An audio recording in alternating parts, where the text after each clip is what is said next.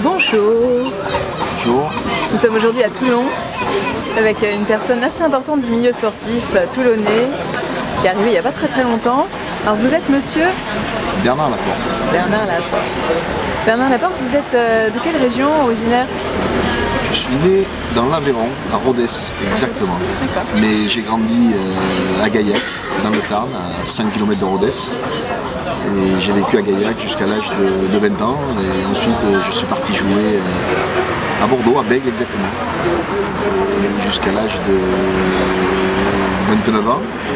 Après j'ai été pendant 2 ans au Stade Bordelais, qui était le club rival, pendant 2 ans. Et ensuite je suis monté à Paris au Stade Français. D'accord. Est-ce que vous avez donc aujourd'hui une profession qui vous qualifie, parce que vous avez fait tellement de choses? Je sais pas, moi j'aime justement faire beaucoup de choses. Je trouve que c'est très important pour l'équilibre. Mais ma passion reste le rugby et je dirais que le métier que j'ai le plus exercé, c'est quand même entraîneur et manager de rugby. Est-ce que vous avez des passions hormis le rugby justement? J'ai plein de passions, oui, bien sûr que j'ai plein de passions. D'abord j'aime moi par exemple jouer au tennis, j'aime quand principalement l'hiver, c'est l'été, mais principalement l'hiver, faire un footing le long de la plage quand on entend les vagues, etc., qu'on est un peu seul. J'adore ces footings la nuit, il n'y a personne, ça te permet de penser, de t'évader.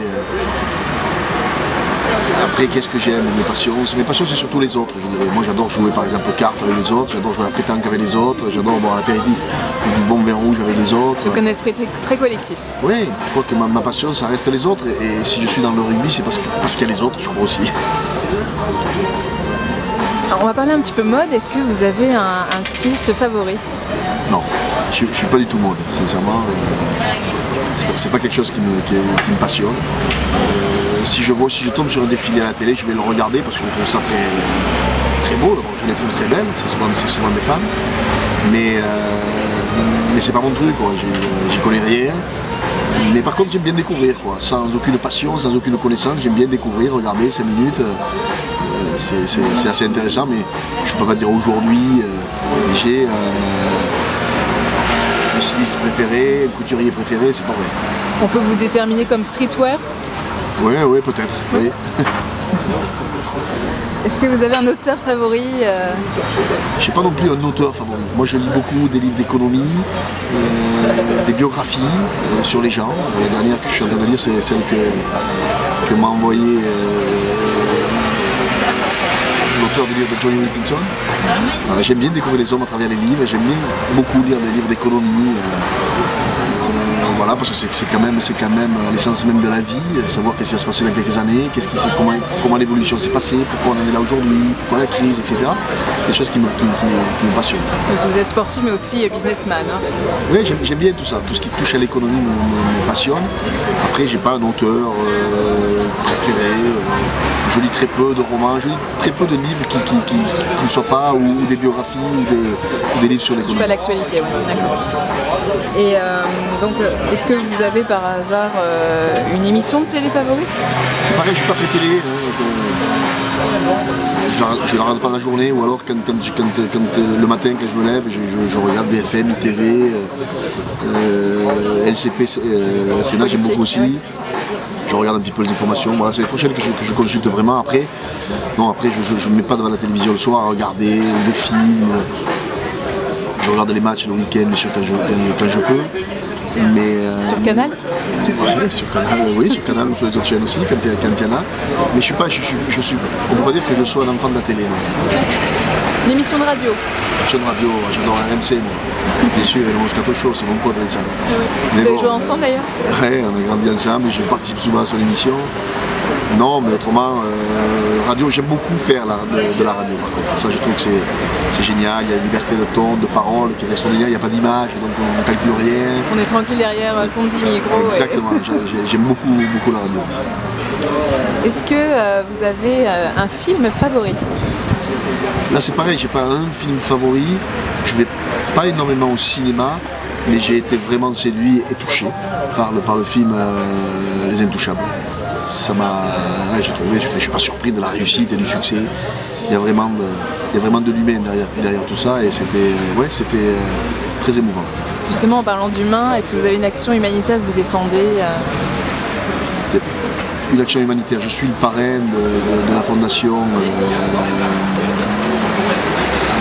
Grève de vie et don d'organes. Ouais. Je le suis depuis 6 ans maintenant quand le président Scotto était venu me chercher.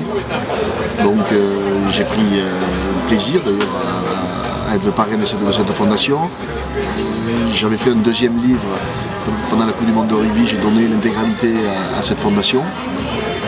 C'était de mémoire 25 000 €, c'est pas avec ça qu'on va tout... C'est une belle contribution. Mais bon, c'est montrer l'exemple, faire un geste. Et c'est vrai que quand il est venu me chercher, je ne connaissais pas trop les préoccupations, les difficultés des dons d'organes. Donc ça m'a sensibilisé, j'ai dit oui, je trouve que c'est vraiment une bonne cause, comme il y en a beaucoup malheureusement de bonnes causes. Et voilà, fier d'être le parrain de Grève de vie et don d'organes. Une citation qui vous qualifie? Pas qui me qualifie, qui qualifie la vie, c'est donne et tu recevras. Je crois que ça c'est quelque chose d'important, que ce soit en termes sportifs, entraîne-toi et tu recevras, tu récolteras les fruits. Et dans la vie c'est la même chose, donne, travaille, donne aux autres et tu recevras. Je crois que c'est ce qui me plaît le plus. Alors avec tout cet emploi du temps surchargé, est-ce que vous avez un lieu de vacances privilégié dans lequel vous vous retrouvez? Oui, il y a 2 endroits de vacances on parle. Il y a 2 endroits qui me séduisent. Un, c'est le bassin d'Arcachon, que j'ai découvert à l'âge de 20 ans quand j'ai signé à Bordeaux. J'y ai des attaches, j'y ai beaucoup d'amis. Et c'est un pays une région qui me plaît beaucoup. Il y a beaucoup d'authenticité, beaucoup de métiers, la pêche, l'ostréiculture qui créent cette authenticité. C'est pas des métiers faciles, ce sont des beaux métiers mais difficiles. Et ces gens-là ont vraiment un langage de vérité, un langage d'authenticité qui me plaît, qui se répercute, qui se voit à travers les gens du pays. Et puis la Corse. J'ai découvert la Corse il y a 5 ans et je suis vraiment amoureux de la Corse, en particulier de l'île Rousse. Mais la Corse est magnifique partout, mais l'île Rousse, j'y ai mes amis. Un petit clin d'œil aux Corse alors. Ouais, j'y ai mes endroits, j'y vais depuis 5 ans et j'y irai toute ma vie. Ah. Alors, est-ce que vous avez un acte écologique justement en parlant de la Corse, un acte écolo moi, je suis très maniaque, je ramasse toujours les papiers, que ce soit même dans les vestiaires, je ne supporte pas les choses qui traînent. Les bandes d'élastoplast, les résidus de bandes d'élastoplast qu'on traîne, je ramasse. J'ai pas particulièrement d'actes écolo, mais j'y suis sensible. Je suis au moins sensibilisé, ça c'est sûr. Et je trouve, faire attention, je roule moins vite en voiture par exemple. C'est pas le fait des radars, tout ça, parce qu'il y a des portions où on sait qu'on peut rouler vite, etc. Mais oui, à force d'entendre, à force de nous répercuter, je crois que l'écologie, ça doit s'apprendre à l'école. C'est une éducation. C'est une éducation, c'est une manière de vivre. Moi, on ne me l'a jamais intégré, si ce n'est en regardant les gens, etc. Mais là, j'y suis de plus en plus sensible, mais je pense que tout le monde devrait l'être, sensibilisé naturellement dès l'école, effectivement. Et un monument favori au cours de ces nombreux voyages? Il n'y a pas un monument favori. Si on parle du bassin d'Arcachon, bien sûr, la Dune du Pilat, dès que j'ai fait découvrir des gens, ils sont tous émerveillés. Et en plus c'est naturel. La Dune du Pilat c'est beau. Qu'est-ce qu'il y a de beau à Paris? Il y a tellement de... Je suis frappé par la Tour Eiffel, l'Assemblée nationale, le Sénat. Les monuments historiques. Les Invalides, tout ça me frappe. Ils ont vraiment fait des trucs extraordinaires. C'est vrai que la Tour Eiffel, c'est quand tu la regardes, oui, c'est magique.